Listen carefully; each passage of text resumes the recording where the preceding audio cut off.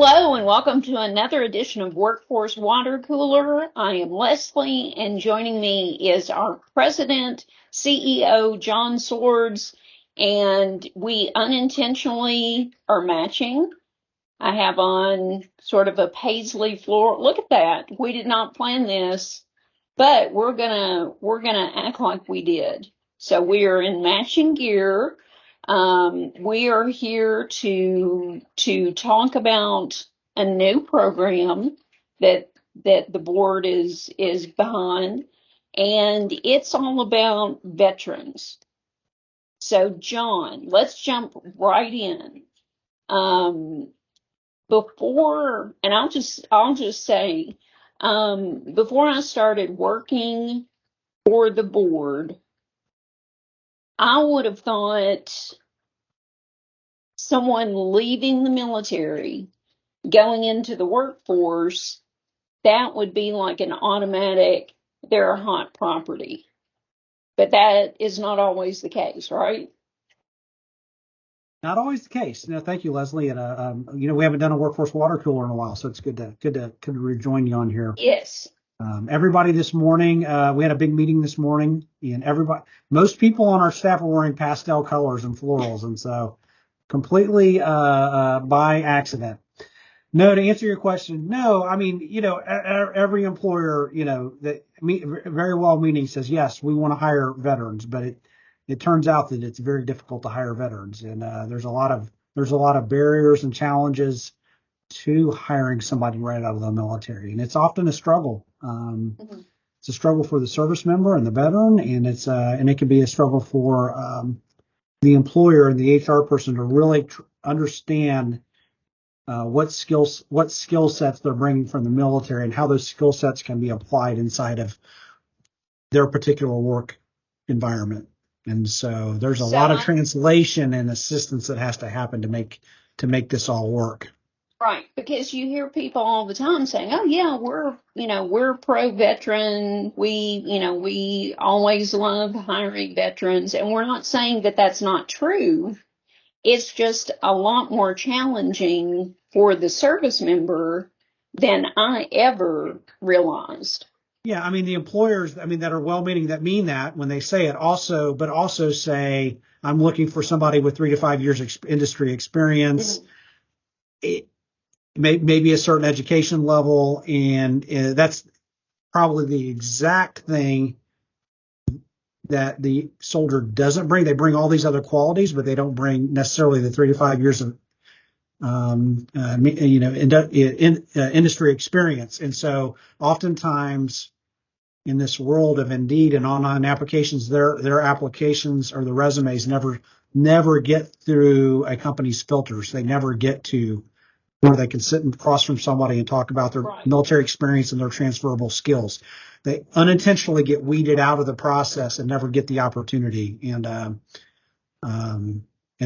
that's been an issue. I've been in this space of, I'm a military veteran myself, and I worked military veteran transition issues and challenges out of the Pentagon from 2015 to 2018. This has been the case for a long time. Mm-hmm. So what do, and I'm trying to be more general here, what general qualities does someone who is transitioning out of the military bring to the table? And I guess before you get to that part, what does it mean transitioning out of the military? Because again, that's something that we've been saying, and people may not know what that means. Typically, that means they're leaving the military, whether it's active duty service. It could mean that they're leaving the Army Reserve or National Guard, but typically it's most closely associated with their leaving active duty service, which means their job has been to be a full-time soldier, and they're getting ready to leave the military and transition back into civilian life. It could be a military retiree, but most often not. Most oftentimes they've served, 3 to 8 years, done 1 or 2 enlistments, and now they're they're ready to leave the military and return to civilian life Okay. and transition Nice. back into civilian life. So Yeah. what do these soldiers, these veterans, these people transitioning out of the military into the workforce, in general, what kinds of qualities do they bring to the table? Yeah, I mean, generally, I mean, the military is comprised of people from all walks of life, every race, color, creed, nationality.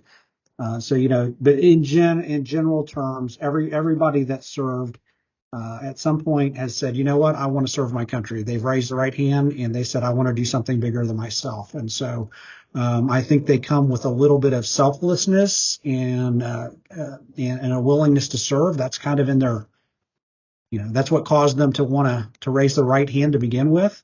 So I think you can safely say that most people come with that. And when you go through the military,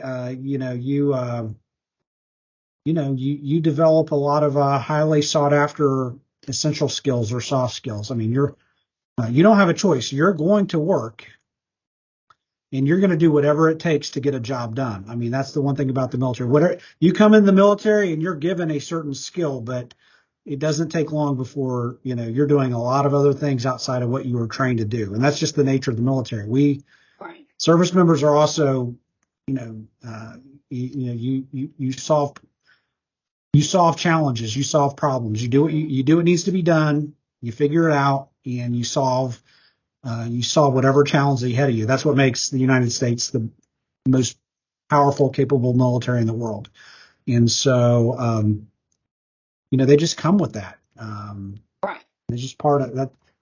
You won't last long as a soldier if you don't have that kind of if you don't have that as part of your DNA, Right. right? And that's one of the things that we hear from employers is, oh, there's a lack of work ethic in people today. And I think that in general, when you're talking about the military, the work ethic is there. It had to be for them to be in that career for X number of years. Yeah, it's there and there's structure to ensure that it happens. Yes, yes. So, so we know that a lot of people, they may go into the military, they're trained for certain positions, but those skills may not transfer to a job application or a resume without some assistance. Yeah, it's that's often the most difficult part. If you're on the employer side, you really have to work hard to read between the lines and understand what they did and understand how it may apply. And then on the soldier side, you got to remember most soldiers, most soldiers, by the way, there's about 250,000 soldiers a year that get out of the military or service members that get out of the military across all the branches. So, there's a lot of people that come in, there's a lot of people that exit every year. But, they come in young. They come in at 18, typically between 18 and 20.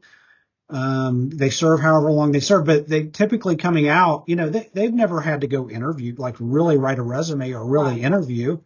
Oftentimes, despite the fact that there's a lot of assistance for them, the resumes are not very good. They're not very, they're still full of military jargon. Right. And that makes it difficult. Again, that makes it all difficult to like get through a filter or be understood by somebody that's looking at it. And so that's where you got to have. If we can insert some human assistance, some networking assistance or whatever, we can get that into the middle of it. We can help bridge that. Okay, so I have pulled up Kentucky Vet Connect, and give me just a very brief synopsis of what this is. Yeah. So we're really excited about this. We've been working on this really since late spring, maybe a little bit longer, but this has recently come to fruition. So, Kentucky Vet Connect is a new website that we're offering through the South Central Workforce Development Board, and it's really meant to be a hub where employers can go and take a look at some of the service members at Fort Campbell that are coming out, and get a preview of who's coming out and when, and if it's somebody they're interested in, can connect with us. And it's also meant to be a hub where these same service members can check us out and can fill out a form and get connected with us so that we can build out a Quick Connect profile for them. Okay. So it's a pretty simple website with only 3 pages. Yes. So this premiered a few weeks ago, maybe Yes. a few weeks ago. I think we're about 3 weeks right now. And so it's all very new. So I'm just going to scroll down. So you've got some photos of soldiers. Then you've got for employers, just a little background information. And then for soldiers. So you've got information for both primary audiences. But you mentioned the profiles. So here is the profile gallery, and I think that's what you were referring to. Yeah, so I'm going to click on one here. Yeah, let me say, Leslie, that we haven't mentioned this, but we have a full-time staff member at Fort Campbell that's talking to soldiers and telling them about this and telling them about all the great opportunities we have in South Central Kentucky, and encouraging them to fill out a form. If they fill out that form, it comes to you. And that provides all the information we need for Leslie to build. This is what we call a Quick Connect profile. And so, this is a different way to present these service members that are getting out, right? Mm-hmm. It's not your typical resume. This is meant to be, this is a format that we can share on social media, that we can share on this website, and we've organized this one particular page by industry sector. And so you can look at each one of these profile cards by industry sector. On the right side, it gives their name, their first name, and it tells you when they're going to be ready for work. They're out of the military and they're ready to come work for you. And on the left side is generally a little personal description of who they are and what's important to them, and a little about their background, and obviously the picture in the middle is the framework for this. So the main idea here is to show a face, give some brief bullet points to capture the employer's attention. Yes. Oh, I'm looking for someone in construction and heavy equipment. Let me look at this individual. Let me look at Diamond. So when I clicked on that, the profile card got big. So now I can read it easily. I can learn about her experience. If I'm an employer and I click to connect, so this is the form that employers fill out if they're interested in a soldier. Right. Yeah, it's just a really quick form to fill out, and when an employer fills that out and hits submit, that comes to us. It comes to our gentleman, Mike Daly at Fort Campbell, so that we can go ahead and make a further introduction connection. Mike will go to work, making an introduction, sending over a formal resume, and trying to create that personal linkage between the service member and the employer, so the employer we could do a warm handoff right to that employer. And that just keeps us in the loop, and it keeps us in the loop initially on as well. We want to be able to say we made this introduction, and then from there it's kind of incumbent upon the employer to and the service member to kind of hit it off and see if it's going to be a good fit. Right. So this is just a way of getting these two groups together. And I'm going to go to we've showed you. Well, Leslie, can I just say something here? This is an important point that I want every employer to pay attention to if they're listening. If I've heard this once, I've heard it 150 times. An employer will say, yeah, I'm really interested. Have them go to my website and apply. Well, for the reasons I've already explained, that the chances of them that being successful are very small, because even if the soldier does all that, chances are their resume is not getting through your filters, Right. and you never see them. Like the employers in our region that are most successful at recruiting Fort Campbell service members make sure that they establish that personal connection and guide that soldier through the application process. And if that soldier has to go through your traditional web-based application, at least the HR department's waiting on it they're waiting on it to see it come through. So if for some reason it filters out, you can grab it anyway. Right. And so that's one of the keys to success in all this. All right. So for soldiers, here's what happened when I clicked on for soldiers. So click the red button below to connect and begin building your profile. So the soldier has a similar form that they fill out, and that's what's used to create their profile. Right. And who's creating that? That would be me. That would be me. Yes. So you deserve a lot of credit because you've built a really fantastic product. Well, thank you. Thank you very much. So we've got questions here again, just enough to give you an idea of what career field someone is interested in, what relevant military experience they have in that career field that may or may not translate on a traditional job application for that company. And a soldier can fill one out.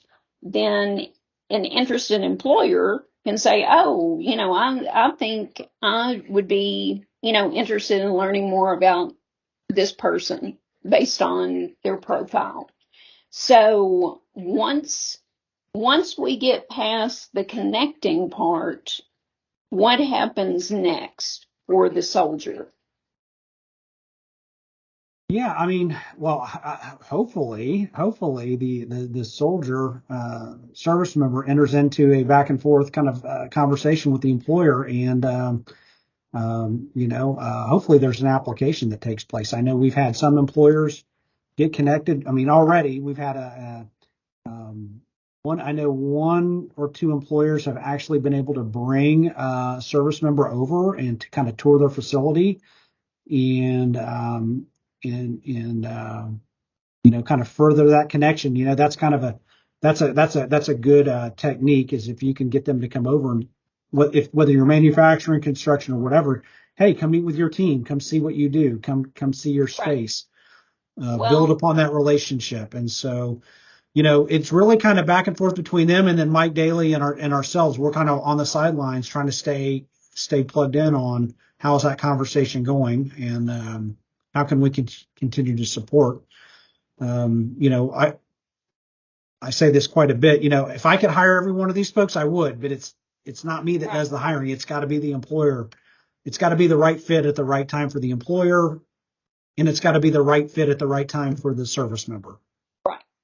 And so we were talking earlier about how, a soldier's experience in the military, all these different tasks they did for, sometime for years. The wording is different so that it might not appear obvious to someone in HR. So that's like the second step in this, right? Where a soldier gives more details. Yeah, you're leading me, Leslie. So and you're giving me more clues. So yes. Yes. So I mean, in some cases, a soldier may have a pretty decent resume ready to go, and then we get involved and we get that over. Right. We have developed a product that we're calling it a military skills summary, but the other thing, one of the things that we're offering up to these soldiers is, hey, it's basically a guided form. We guide them through a form that helps them translate their skills, right? So I'll give a quick example. If that service member is a 14 series air defense artillery, person in the military? Like Leslie, like what does that mean to you? Yeah, Yeah, like I yeah, mean, right. I Yeah, have what is gotten that, to right? Like know it's something with guns, maybe. You yeah, know, so I they're mean, I don't know. It doesn't yeah, it they're trying to monitor enemy aircraft and keep that from affecting you. So anyway, if somebody's that serious and they go into our form, our military skill summary, and they start filling it out right up front. Okay, what was your military occupational skill? Oh, it's 14 series air defense artillery. Well, then there's some logic in that says, okay, well here's for somebody that does that, here's a lot of things that you do as a service member in that field, right? And so, mhm. and what we're trying to do in that section is really pull out transferable skills that would be understood by an employer. And this really helps the service member because I don't think of it in these terms. But you know, those service members that are in that occupational skill, I mean, they're going to have done things. I mean, they're going to have done some level of maintenance on vehicles, and they're going to have used a technical manual to do maintenance on a vehicle or on a weapon system or on a radio or on a computer system, and that's going to be something they do all the time. So they're going to understand how to read technical manuals. They're going to understand how to do maintenance. They may understand things about electronics, and so we just get them. You know, we basically this format guides them through like it's a pull down menu of sorts where they get to pull down and say, yeah, I did this and I did this and I did this, and then it all populates on this summary, and the summary, what it spits out for them is something that looks a lot like a resume. I would call it a complement to a resume, but we're really just trying to help them articulate the transferable skills that they learned as a service member. Okay. And you know, so there's transferable skills from learning how to read a map or learning how to do maintenance or learning how to lead small units or manage small units and doing some, you know, maybe having some HR functions. There's a lot of transferable skills that service members pick up along the way that most really struggle to articulate as they get out of the military and present themselves on the resume. Right, because their focus has been doing their job in the military, Yes. and so that's been their world. And it's difficult to go from all this terminology and, you know, my job title and within the military, people understand what you're talking about. But once you get into the civilian world, just like me, I mean, the whatever 14 you said, I have no idea what that means. So the visual will get an employer's interest, give them a brief sort of synopsis of here's what this person is interested in. Here's a little bit about the person. And then the next step, if an employer says, oh, I'd like to learn more about Bob, then they get Bob's military skills summary along with a resume that Mike has help that individual develop.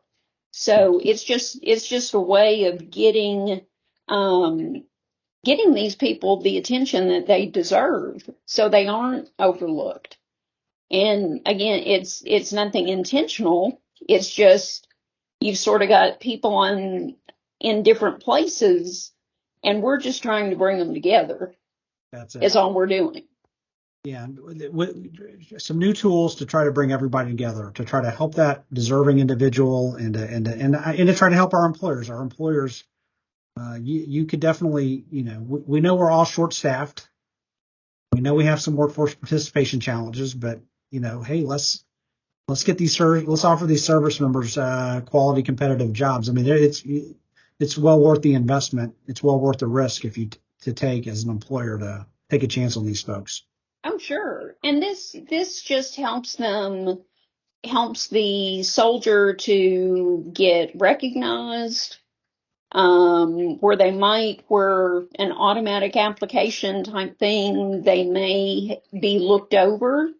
This just makes them stand out. And all of this is stuff that applies to them, that they've done, experience, you know, and everything, but it's helping really it's helping everybody be on the same page. Yeah. One of the, and this is a criticism I'll make is, to the military's credit, back in 2015, the military started actually trying to put some emphasis on the transition assistance program, trying to help service members transition back into society,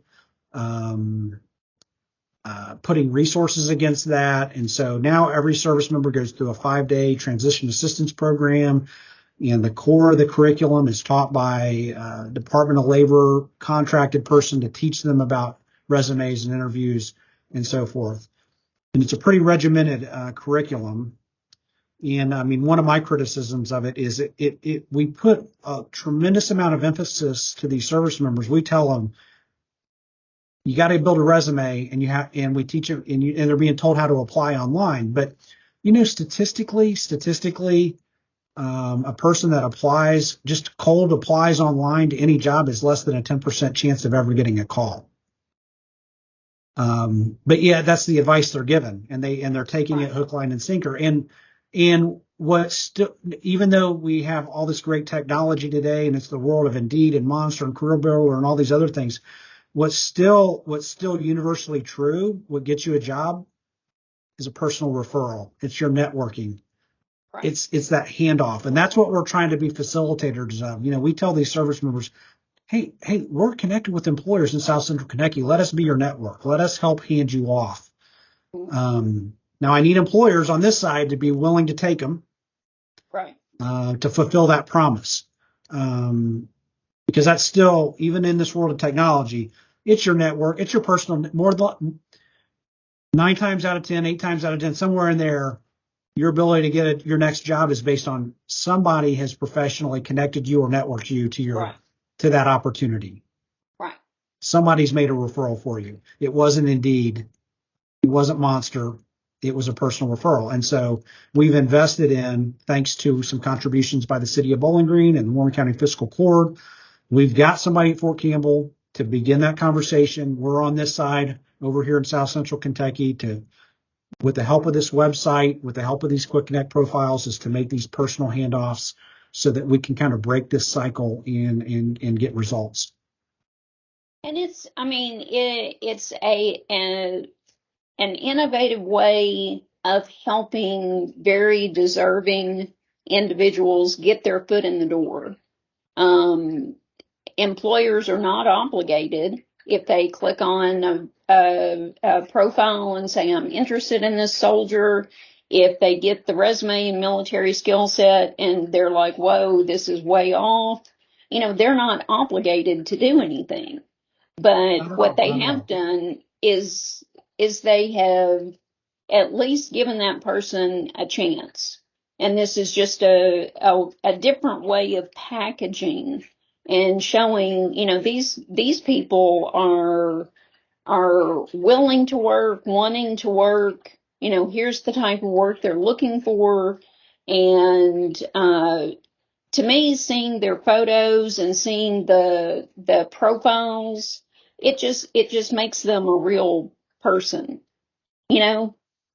And I think I'll add this point. When they fill out that form that provides us the information, one of the things they're committing to is they're basically signaling, I am open to opportunities in South Central Kentucky.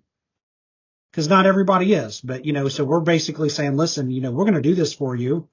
We want to make sure that you're comfortable with, opportunities here. Because we're going to promote you to our companies. And so if they check yes, then it's game on. We're going to do this work for them.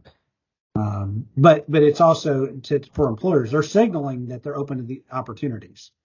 Right. Then it's just really, it comes down to can they get a competitive offer? Can we make it work?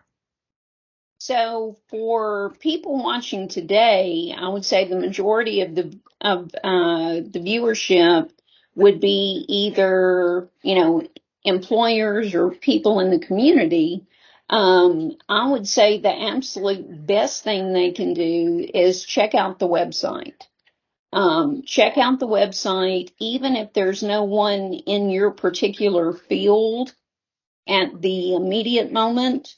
It's good to bookmark the site follow Kentucky Vet Connect on social media, because soldiers, new soldiers are coming through all the time. And it's just it's a very new recruitment tool, but I think there's a lot of potential. And I'm just excited for these soldiers. You read these things that they write up when they submit their first profile, and you're just like, oh, I mean, it's precious, you're just like, oh, I want to, like you said, I want to hire these people. Um, so this is just a way of opening the eyes of employers to some value add that maybe might be missed otherwise. Yeah, so we're really, I mean, we've really just gotten started on this, and we've received a warm response from employers so far, and soldiers as well. And I think where this is headed, I mean, this has mostly been focused on just direct employment, but the conversations we're in right now is expanding this into internship opportunities.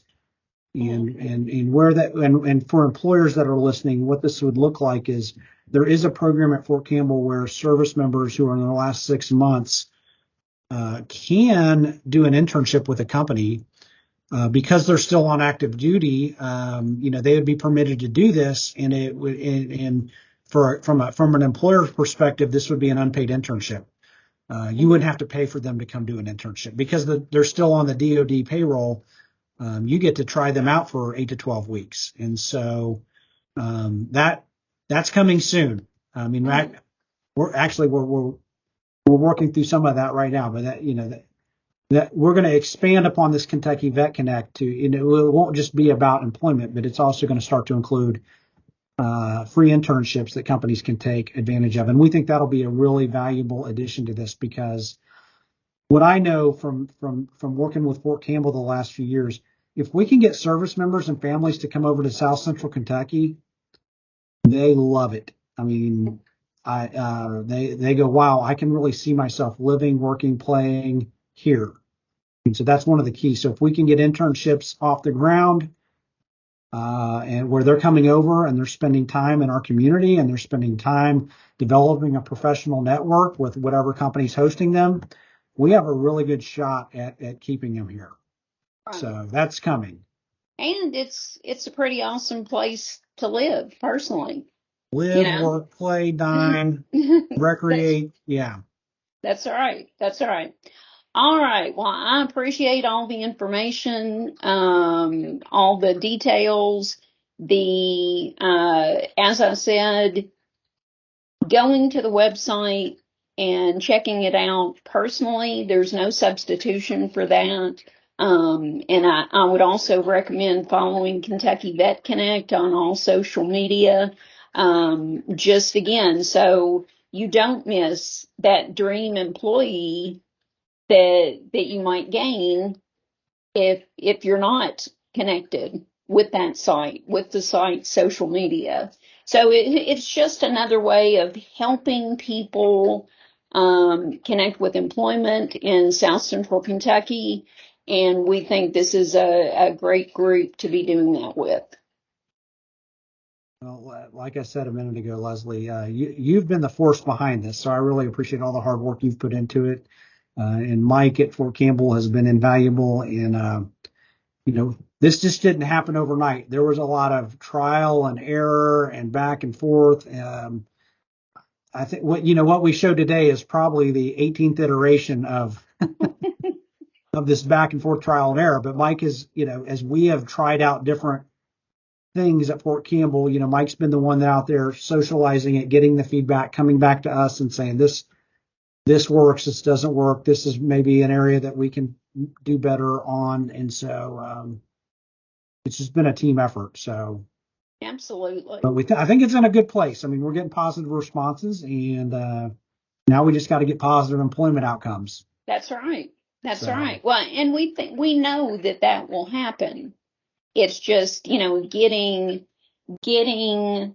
as many soldiers to fill out that form as possible. if they're not committed already to moving, somewhere else, this is saying, hey, this is a fantastic area. And look at these employers that are already showing interest in you. I mean, it's a great way to boost self-esteem if you've got this cool looking profile card and you've got employers knocking on your door. I mean that's great. There's a lot of stress with getting out of the military, a lot of stress. And, if you can have employment lined up and you can have a plan on where you're going, I mean, that's, you can't put a value on that. Absolutely. It's All it's right, a leap John. of faith when you get out. I mean, it's a leap. So yeah, if we can help them, let's help them. All right. Well, thank you so much for your information, your expertise. Thank you for watching, and be sure to join us next time. Thank you. All right. Thanks, Leslie.